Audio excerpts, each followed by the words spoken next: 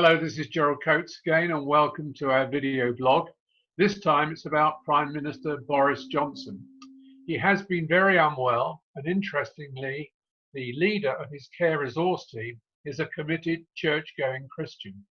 And the daily news reports underline the seriousness of his health and that we don't have a Prime Minister functioning well.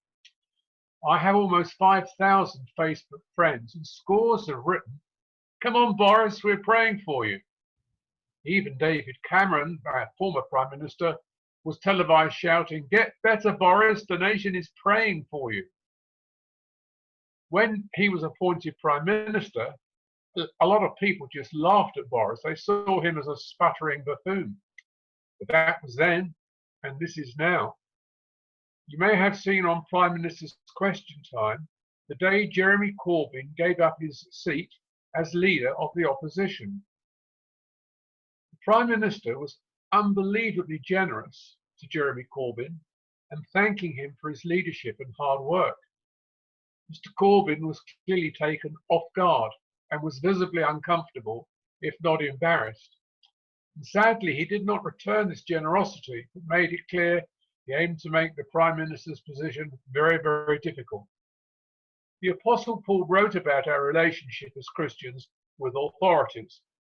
And in Romans chapter 13 and beginning at verse 1, and I'm reading from my Eugene Peterson translation of the Bible, which he gave me personally, "Be a good citizen.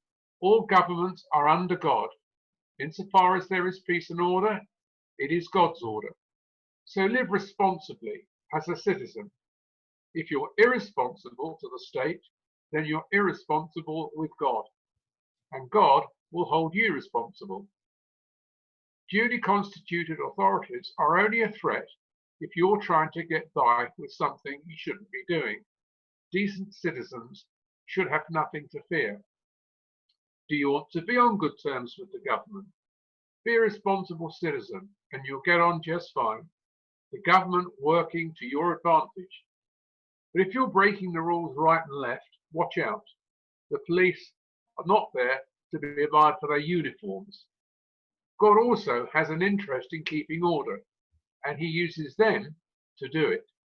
That's why you must live responsibly, not just avoid punishment, but because it's the right thing to do. And that's why we pay taxes, so that an orderly way of life could be maintained.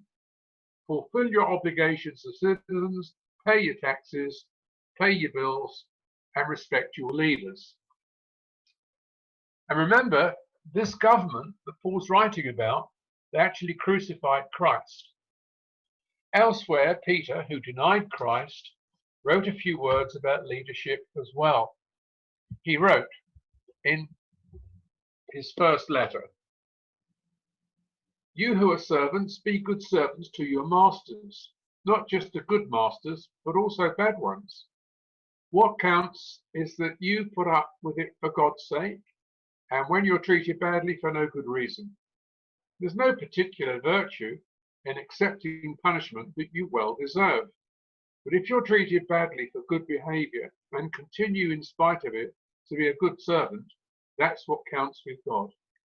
This is the kind of life you've been invited to, the kind of life Christ lived.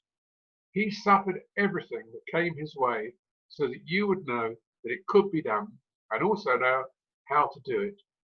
Jesus never did anything wrong. Never once did he do anything amiss. They called him every name in the book, and he said nothing back. He suffered in silence, content to let God set things right. He used his servant body to carry our sins up to the cross so that we could be rid of sin, free to lead the right way. His wounds became your healing. You were just sheep with no idea who you were or where you were going. Now you've been named and kept for good by the shepherd of our souls." And as I say, we have to remember that these authorities were hostile and ruthless with many Christians. I don't know if Boris Johnson is a committed church-going Christian, but he certainly acted Christianly with Jeremy Corbyn. Most of the country is tired of the bickering and hostilities in politics. As Christians, we can respond through prayer and showing respect. Remember, Noah was a drunkard, Jacob was a liar, Gideon was afraid, Rahab was a prostitute, and Jonah ran away from God, and as we've already mentioned, Peter denied he was following Christ. But God respected them, as he does us, in our sin and failure. At times we're all dishonest, lustful, unkind, judgmental, but out of respect for us, allowed his son to live and die for us. Thank God he is nothing like us. So as individuals, home groups and churches, let us pray for our political leaders and our Christian leaders because of or despite our political or biblical views. I will be speaking to you again soon. Many thanks for your kind and generous comments on these video blogs. Those words mean a lot to me. Bless you and have a good Easter.